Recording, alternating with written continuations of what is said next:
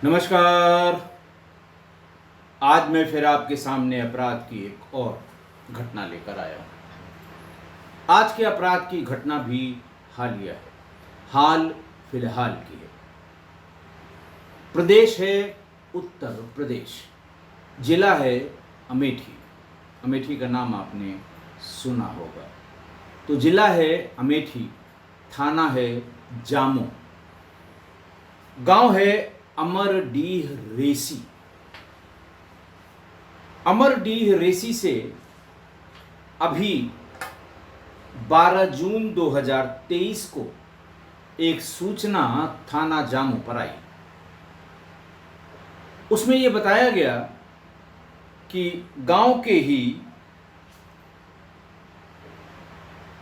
एक 5 वर्ष के लड़के सतेंद्र की लाश उसके घर से 400 मीटर की दूरी पर गांव के पास से बहने वाले नाले में पड़ी मिली है। उसके पिता पागलों की तरह कल से ही उसे ढूंढ रहे हैं। बहरहाल बच्चे के साथ की हुई दुर्घटना की सूचना पर पुलिस पूरे तामझाम के साथ मौके पर पहुंच गई।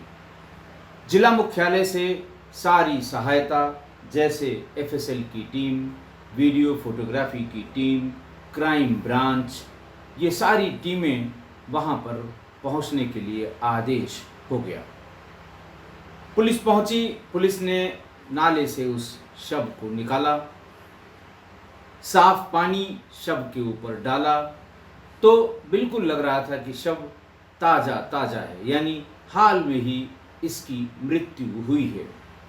लेकिन शरीर पर कपड़े एक भी उसके शव के ऊपर नहीं थे, यानी मारने से पहले या उसके मरने के पहले उसके शरीर से सारे कपड़े उतारे गए थे। शरीर पर कई जगह अजीब अजीब जलने के निशान थे, जिसमें त्वचा जली भी नहीं थी लेकिन काली हो गई थी। वो निशान सिगरेट के नहीं थे, कुछ छोटे, कुछ बड़े, कुछ गोले, कुछ विकृत आकार के। पुलिस कुछ समझ नहीं पा रही थी। पुलिस ने लाश को सील बंद करके और पोस्टमार्टम के लिए भेज दिया।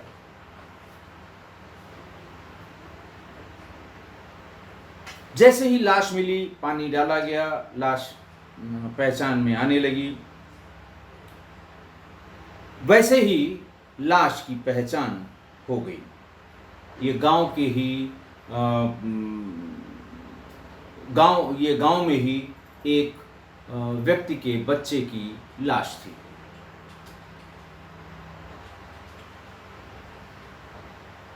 लाश की पोस्टमार्टम रिपोर्ट का पुलिस इंतजार कर रही थी। पोस्टमार्टम रिपोर्ट आ गई और cause of death due to strangulation आया। एक्सटर्नल इंजरीज में जो एंटीमॉर्टम इंजरीज थीं, उनमें जले के कई निशान, लगभग 19 या 20 निशान मिले थे। ऑब्जर्वेशन में यह कहा गया कि इसमें कैम्फर यानी कपूर की महक आ रही है इन जले हुए निशानों से। जैसे ही कपूर का नाम आया, पुलिस को समझने में देर नहीं लगी कि ये बच्चा किसी तांत्रिक का शिकार हुआ है। बच्चे की बैकग्राउंड के बारे में पुलिस ने जानकारी शुरू कर दी। पता ये लगा कि इस बच्चे के पिता ने अभी 1.5 साल पहले शादी की है और इसकी अपनी माँ का देहांत 3 साल पहले हो गया था। पिता और माँ से यही अकेला बच्चा था, नाम था सतेंद्र। लेकिन माँ की मृत्यु के बाद इसके पिता ने इस महिला से शादी कर ली और ये महिला भी विधवा थी। इसके पति का शुरुआत में ही देहांत हो गया था। पुलिस को यह भी समझते देर नहीं लगी कि माँ सौतेली है। सबसे पहले पुलिस ने सौतेली माँ से ही पूछताछ शुरू की। उससे पूछा गया कि भाई तुम्हें क्या लगता है किसने इसको मारा होगा? उसने कहा मेरा लड़का ही नहीं था, हमसे क्या मतलब। पुलिस को यह जवाब थोड़ा अटपटा लगा। महिला कांस्टेबल्स ने कहा कि ठीक है, तेरी जिससे शादी हुई है उसी पति का ये बच्चा है। ऐसा कहना तुम्हारा गलत है कि तुम्हारा बच्चा नहीं था इसलिए कोई मतलब नहीं है। फिर उस अपने बयानों में उसने सुधार करना शुरू किया। फिर कुछ पूछने पर इस तरह से उसके बयानों में 5 या 6 बड़े विरोधाभास प्रतीत हुए। पुलिस को लगा ऐसे काम नहीं चलेगा। सारे पुरुष पुलिस कांस्टेबल से लेकर और अधिकारी तक वहाँ से चले गए और उसे महिला कांस्टेबल्स और सब इंस्पेक्टर्स के हवाले छोड़ दिया गया। दरवाज़ा बंद हुआ। चीख पुकार सुनाई देने लगी। थोड़ी देर बाद सब इंस्पेक्टर ने दरवाज़ा खोला और बताया कि आप सभी लोग भीतर आ जाइए, ये मर्डर खुल गया है। फिर डिटेल में उससे पूछताछ की तो उसने पूरी बात बताई। उसने बताया कि करीब 1.5 साल पहले मेरी इनसे शादी हुई थी। गांव वालों ने मिलके और रिश्तेदारों ने मिलके ये शादी इसलिए कराई थी कि मैं भी विधवा थी और उसकी भी पत्नी का देहांत 3 साल पहले हो गया था। मेरी पहली शादी से भी मुझे कोई संतान प्राप्त नहीं हुई थी। मुझे मातृत्व सुख या संतान की प्राप्ति की प्रबल अभिलाषा थी। इसके लिए मैंने तरह तरह के प्रयास भी किए, लेकिन ऐसा हो नहीं पाया। उसने जगह जगह अपना इलाज करवाया, लेकिन कोई फायदा नहीं हुआ। गांव में झाड़ फूंक भी करवाया, उसका भी कोई असर नहीं हुआ। सौतेली माँ रेनू ने आगे बताया कि उसका मायका ससुराल से 1 किलोमीटर दूर है। मैं एक दिन मायके गई। मैंने ये बात अपने माता पिता को बताई, जिसके बाद शाम को वो दोनों, मेरे माँ और मेरे पिता, मुझे तांत्रिक के पास ले गए। उस तांत्रिक ने कुछ देर तो तंत्र किया, मतलब वो बता रही थी कि उसने बड़ा सीरियस तंत्र किया, लेकिन तांत्रिक जब इस तरह का तंत्र करते हैं तो वो शुद्ध नाटक, प्योर नौटंकी होती है। बाल को जोर से झटकना, ढेर सारी भभूत चेहरे पे लगाए रखना और भांति भांति की आवाज़ें मुंह से निकालना। सामने एक हमन कुंड में बार बार कुछ ऐसी चीज़ लोहबान टाइप की फेंकना जिससे गहरा धुआं ऊपर उठता है। उसी में से बातों को इंटरप्रेट करना कि देख तेरा धुआं सफ़ेद उठ रहा है, तुम्हारा काम बहुत मुश्किल है। फिर वो अपने माँ बाप के साथ गई थी। माँ बाप और रेनू सब उनके तांत्रिक के चरणों में पड़ गए कि महाराज कोई उपाय निकालिए। फिर उसने वही ड्रामा शुरू किया अपना, जैसा ये करते हैं। वो थोड़ा सा घी डाला, जोर से लोहबान डाला और बाकी सारा ड्रामा जितना वो कर सकते हैं, सामने वाले को इम्प्रेस भी करने के लिए और डराने के लिए भी कि कहीं भाग के मत जाना, ये उल्टा भी पड़ सकता है। इस तरह की डरावनी बातें उन लोगों से।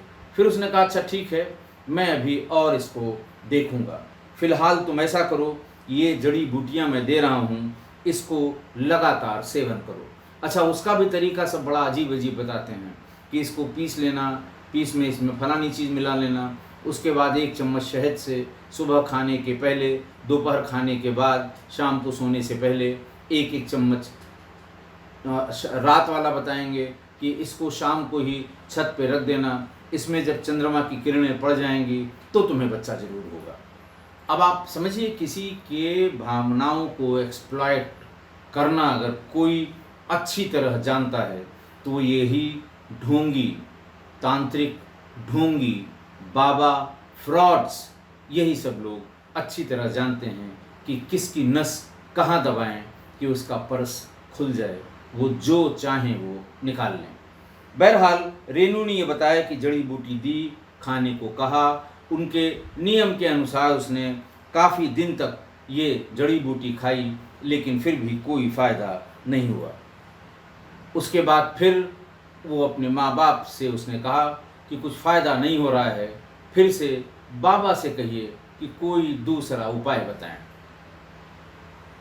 फिर रेनू अपने माँ बाप के साथ बाबा के घर पहुंच गई। बाबा ने पहले वही एक मुर्गा मंगाया, शराब मंगाई, सिंदूर मंगाया और सरसों मंगाई, काली सरसों, पीली सरसों और भांति भांति की चीज़ें, अबीर गुलाल मंगाते हैं, चाकू मंगाया। ये ऐसा जो सामान्य रूप से आप इस्तेमाल नहीं करते हैं और जिसको देख के आपको भय हो जाए। ढेर सारी अगरबत्तियाँ, धूप बत्ती और कपूर के पैकेट ये सब मंगाया।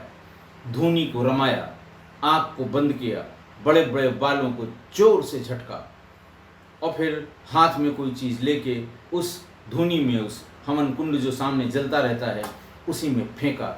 जोर से लपट उसमें निकलेगी ही।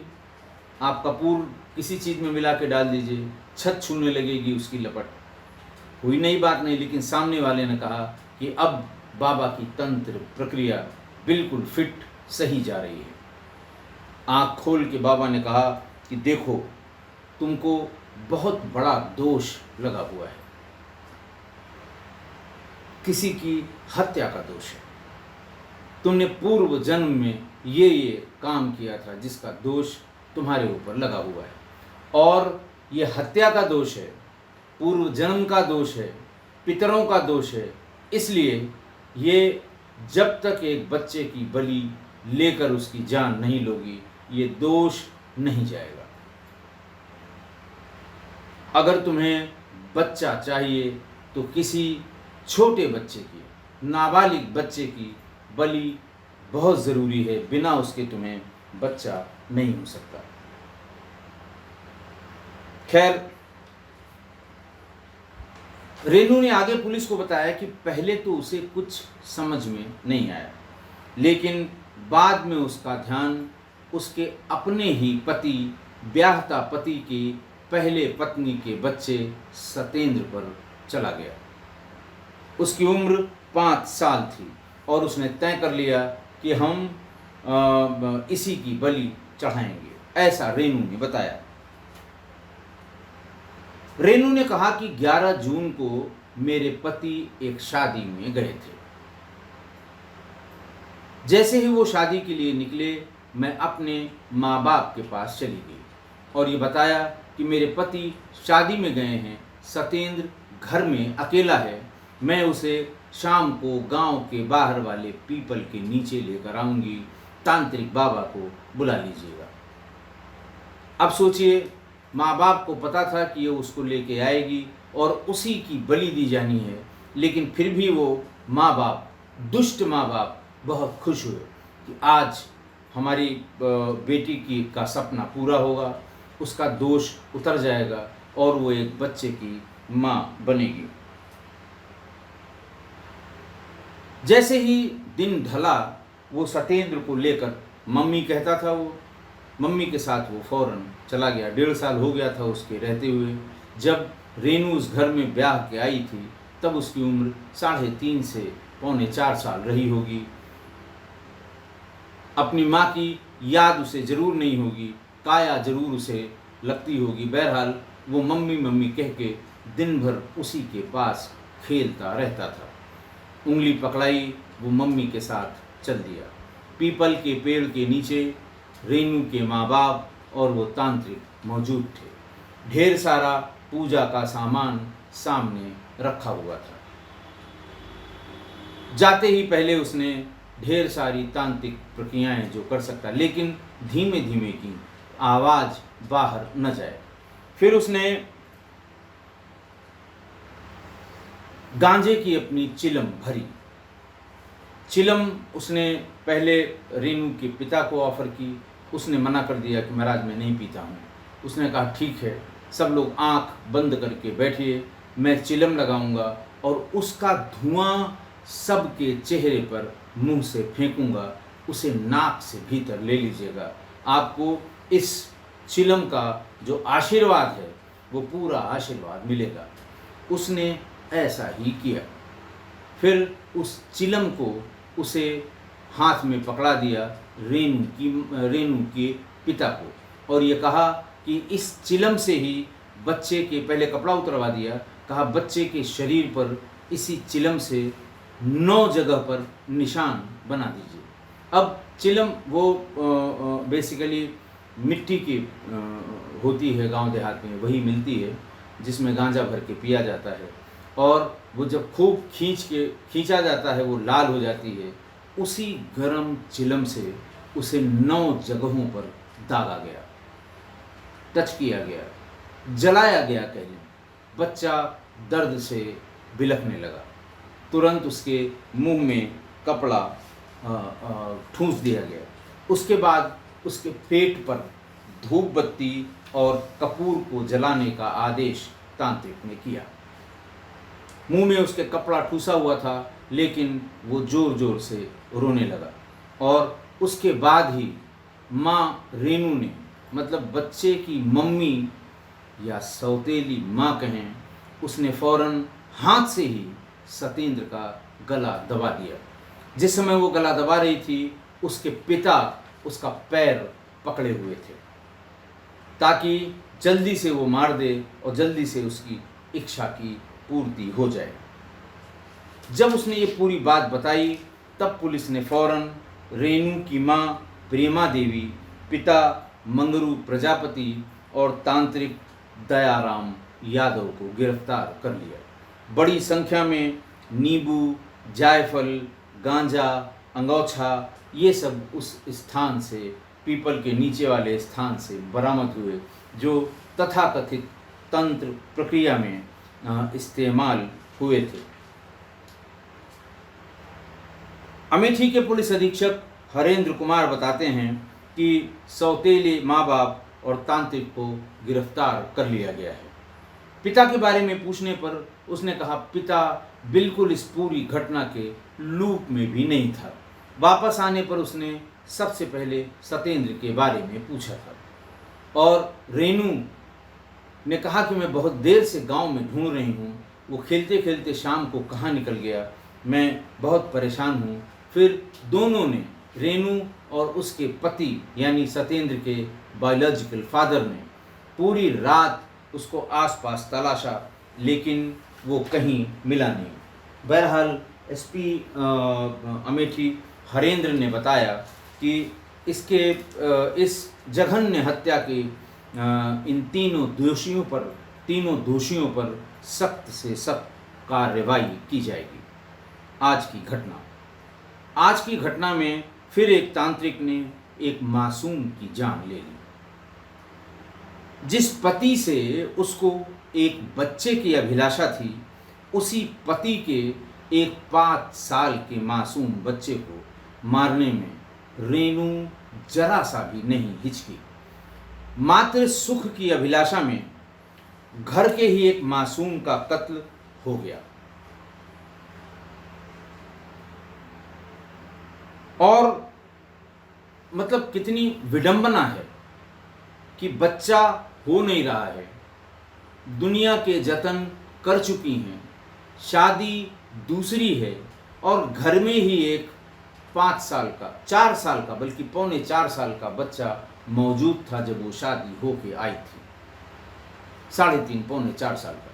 मतलब उसे ये मानना चाहिए कि ठीक है, हमारे बच्चा नहीं, लेकिन कुदरत ने हमें, ईश्वर ने हमें, भगवान ने हमें एक बच्चा यहाँ आते ही दे दिया है, हम इसी का पालन पोषण करेंगे।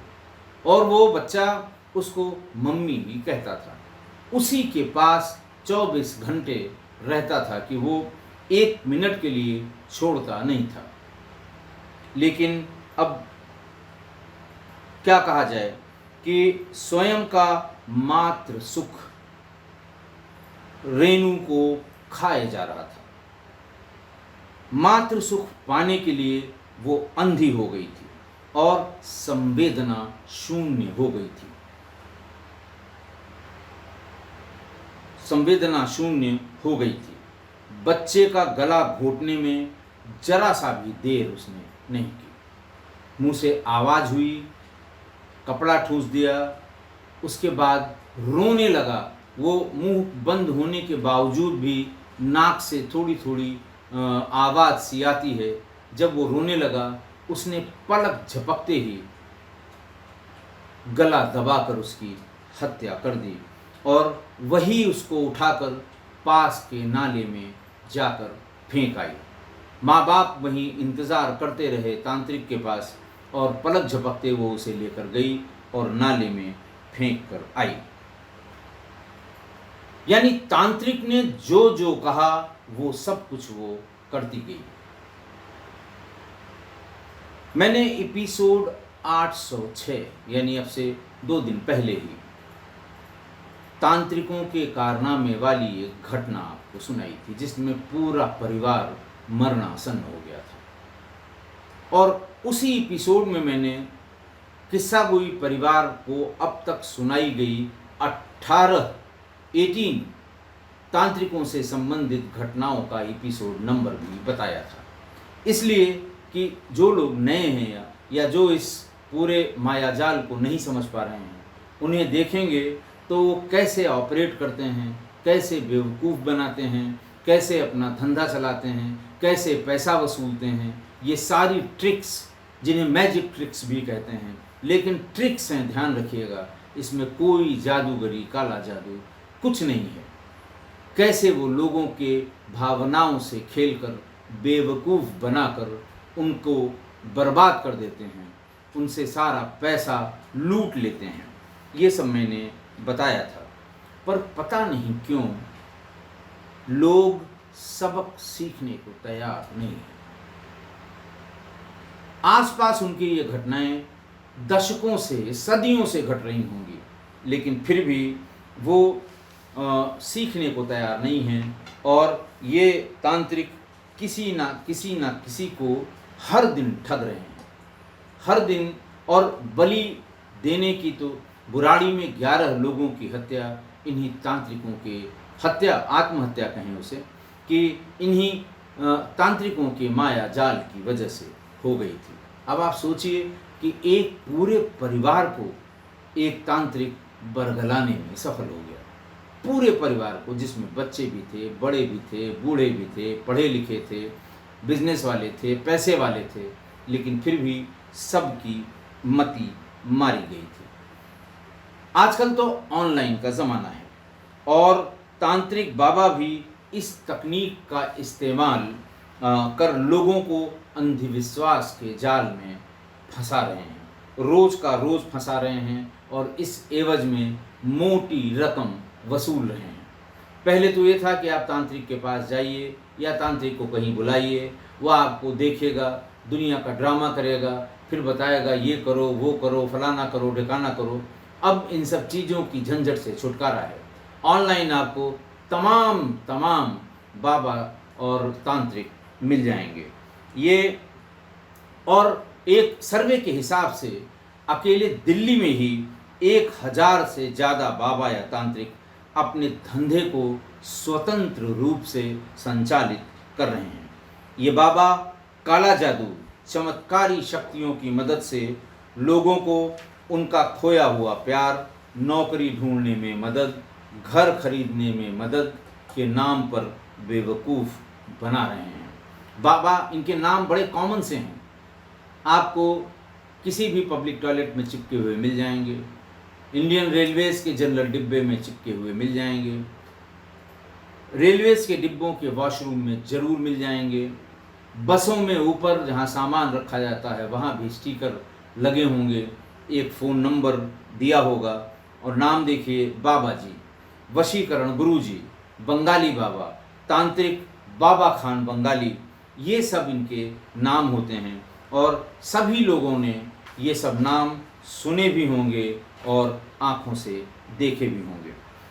इन्होंने अपना बिजनेस ऑनलाइन फैला रखा है, बाकायदे इनका अपना वेबसाइट है, फ़ोन नंबर है, जिसके जरिए वो लोगों की परेशानियों से छुटकारा दिलाने का दावा करते हैं और लोगों से पैसे ऐंठते हैं।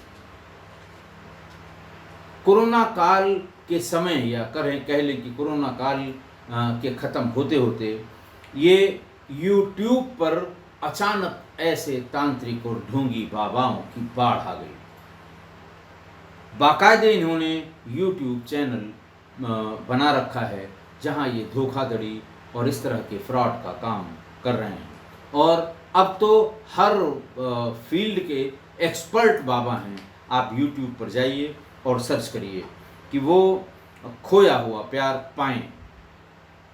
विशेष रूप से, मतलब ये उनका स्पेशलाइजेशन है, दुश्मनों से छुटकारा, जमीन में गड़ा हुआ धन पाना, सौतन से छुटकारा, जमीनी विवाद सुलझाने के स्पेशलिस्ट फलाने बंगाली बाबा, खान बाबा, वशीकरण बाबा, तमाम नाम आप कुछ भी रख लीजिए, और इस तरह के वीडियो डालते हैं, अंधविश्वास की जाल में लोगों को फंसाते हैं। अच्छा, ये देखिए कि कुछ यूट्यूब चैनल तो ऐसे हैं जिनके सब्सक्राइबर की संख्या देखकर आप दंग रह जाएंगे। जैसे चमत्कारी टोटके, ये एक यूट्यूब चैनल है। इसके पास 1.6 मिलियन सब्सक्राइबर्स हैं। इसके अलावा एक और दूसरा चैनल है देशी टोटके, इसके पास 6,65,000 सब्सक्राइबर्स हैं। एक और यूट्यूब चैनल है तिलस्मी दुनिया, इसमें 2,60,000 सब्सक्राइबर्स हैं। काल चक्र के पास 2,71,000 सब्सक्राइबर हैं और ये प्रतिदिन यूट्यूब पर तांत्रिक ट्रिक और तंत्र मंत्र संबंधी एक नया वीडियो अपलोड करते हैं और कुछ ही देर में या कुछ ही घंटों में देखने वालों की तादाद भी लाखों में हो जाती है। अब आप सोचिए, एक इनका चैनल है, एक आपका किस्सा गोई है। सालों साल हो गए, 1 लाख भी सब्सक्राइबर्स नहीं हुए। देखते बहुत लोग हैं, जो सब्सक्राइबर्स हैं वो ऑर्गेनिक हैं। आप टिप्पणियों से समझ सकते हैं कि कितने लोग देखते हैं।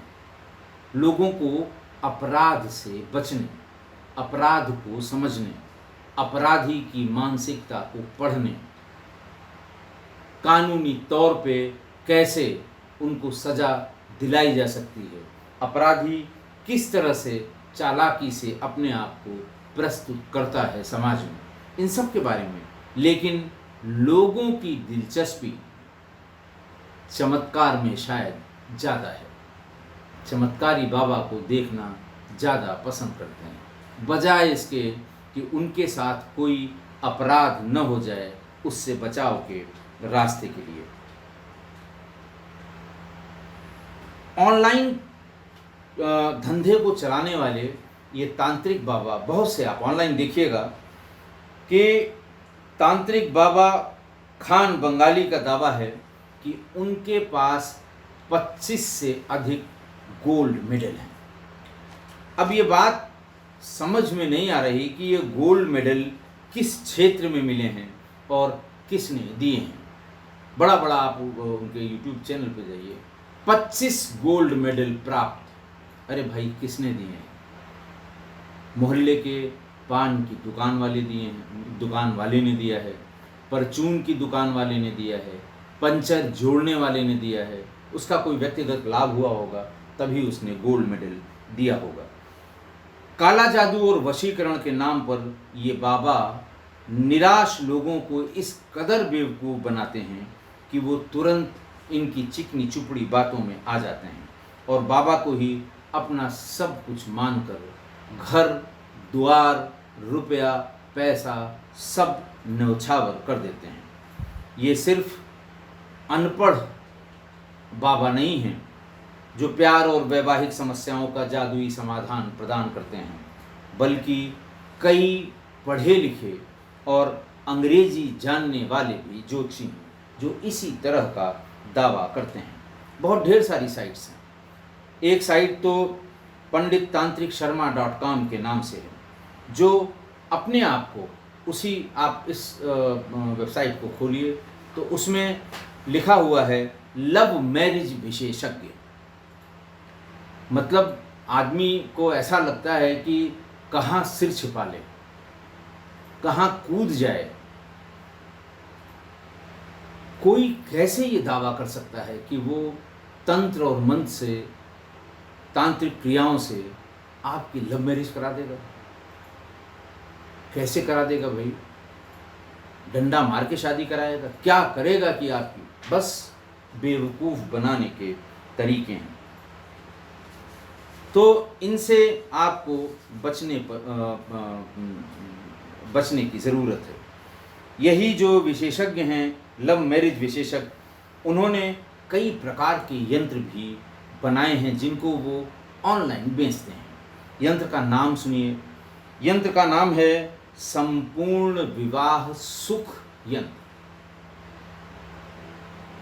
ये यंत्र विवाह और रिश्तों में होने वाली परेशानियों को दूर करता है और इसकी कीमत 999 रुपये रखी गई है।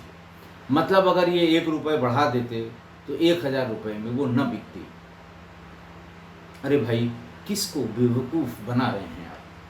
और ये चमत्कारी वीडियो इतना चलते हैं, कितना समय है लोगों के पास। एक ज्योतिषी हैं वैभव नाथ शर्मा जी, मुझे नाम किसी का नहीं लेना चाहिए, लेकिन किस्सा कोई परिवार के लिए ये बताना आवश्यक है कि वो भी ज़रूर देखें इनको कि ये किस तरह से बेवकूफ़ लोगों को बना रहे हैं और खुद भी अपने आप को ऐसे लोगों के जाल में फंसने से बचाएं। वैभव नाथ शर्मा जी, बृजमोहन सूरी जी, ये इस क्षेत्र में बहुत मशहूर हैं। वैभव नाथ शर्मा जी के पास YouTube पर 7 लाख से ज़्यादा सब्सक्राइबर हैं। बृजमोहन सूरी जी के पास 5 लाख से ज़्यादा सब्सक्राइबर्स हैं। मतलब अंधेर तो तब हो गई जब दिल्ली के पटेल नगर में बाकायदा एक रिसर्च इंस्टीट्यूट चल रहा है जिसका नाम है all India institute of occult. Occult मतलब गुप्त ज्ञान। All India institute of occult sciences.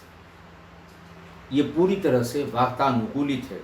इस संस्थान में लोगों को गुप्त ज्ञान, चमत्कारी शक्तियाँ, वशीकरण, इन सब के बारे में सिखाया जाता है। कल्पना करिए कि अगर एडमिशन लेके और कोई वशीकरण मंत्र सीख कर आ जाए तो बॉलीवुड में पता नहीं कितनी अभिनेत्रियां किसके साथ भाग जाएंगी, ये कहना मुश्किल है। अरे भाई, किसको बेवकूफ़ बना रहे हैं? कैसा वशीकरण मंत्र? अगर आप में काबिलियत है, आप में अगर ऐसी विशेषताएं हैं, पैसा है, तो आप वशीकरण बिना किसी यंत्र मंत्र तंत्र के भी किसी को अपनी तरफ आकर्षित कर सकते हैं। लेकिन बाजाब्ता ये संस्थान या इंस्टीट्यूट चल रहा है और डिग्रियां दी जा रही हैं। इन बाबाओं पर लगाम लगाने की ज़रूरत है। लोगों को सतर्क रहने की ज़रूरत है। मैं हर बार हर तांत्रिक से संबंधित अपराध के बाद हर बार कहता हूँ, तांत्रिकों के बारे में कोई नई जानकारी भी देता, लेकिन फिर भी लोग ठगे जा रहे हैं। एक एडवोकेट राजकुमार भल्ला जी हैं। उन्होंने अंधविश्वास पर या इस तरह के चमत्कारी और इस तरह के बाबाओं पे बहुत ढेर सारा काम किया है। मैं उन्हीं को कोट करता हूँ कि इस संबंध में बाजाब्ता एक एक्ट भी है, drugs and magic remedies act 1954। इसके सेक्शन 7 में जो भी कोई व्यक्ति अंधविश्वास को बढ़ावा देने वाला कोई काम करता है, इश्तिहार लगाता हो, छापता हो या कोई मैजिक ट्रिक्स दिखाता हो, इसके तहत पुलिस स्वयं संज्ञान लेकर आरोपी के खिलाफ मुकदमा दर्ज कर सकती है। इसमें अधिकतम 6 महीने की सजा है। इस एक्ट में कोर्ट से आरोपी को पहले बार में 6 महीने की जेल या जुर्माना या दोनों हो सकता है। दूसरी बार में कैद और जुर्माना 2 गुना हो जाता है। इसके बाद भी कोई शहर, कोई कस्बा ऐसा नहीं है जहां इन बाबाओं के विज्ञापन दीवारों पर चस्पा न होते हैं। पुलिस अपने को दी गई, एक्ट में दी गई इन शक्तियों का प्रयोग कभी नहीं कर पाती। इसलिए अब समय आ गया है कि आप और हम इससे लोगों को निजात दिलाएं, लोगों को बताएं कि इन पर यकीन करने का कोई कारण नहीं है। इन्होंने किसी का भला किया हो, बताया हो, उसका नाम पता लीजिए, टेलीफोन नंबर लीजिए और उससे पूछिए कि इन्होंने आपका क्या भला किया और आपने कितना पैसा इन्हें दिया, कितना पैसा खर्च किया। आशा है आप मेरी इस बात से सहमत होंगे। आज के लिए इतना ही। बहुत बहुत धन्यवाद।